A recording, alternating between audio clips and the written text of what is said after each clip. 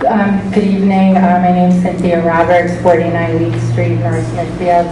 I've been spending the last week trying to read materials related to the hearing of the comprehensive plan, and didn't prepare formal remarks for this part of the meeting.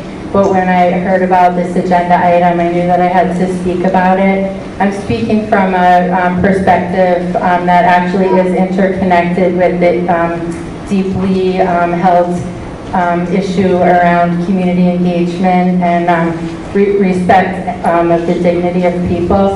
And the reason I came here tonight is to ask the town council to please have more authentic engagement with the residents around our comprehensive plan. And that's related to sort of zoomed out issues that are about power and about sharing power. So I work as a public health evaluator. I'm a behavioral scientist, and I work on community and state level strategies that address violence and preventing violence before it starts.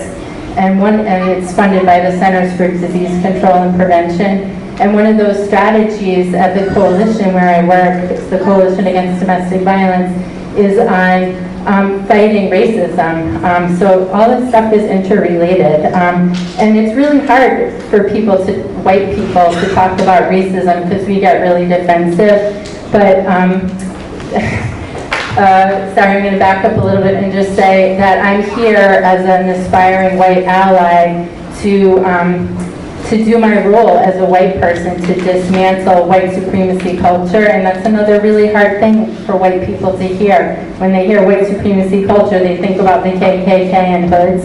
I'm not talking about that. We live in a town that has upwards of 96% white people in this town. So we're used to things being by and for white people, but we live in a more diverse world and community, and we want to reflect certain values to our children. We want nonviolent communities, but actually racism and other isms like sexism, heterosexism, and classism, other isms hold the pecking order together and keep people out of having power and sharing power. So my large reason for being here tonight is to ask the town council to please try and create a culture in our town where we share power better. And real community engagement means looking at documents together, not having a hearing where you can only speak according to Robert's rules.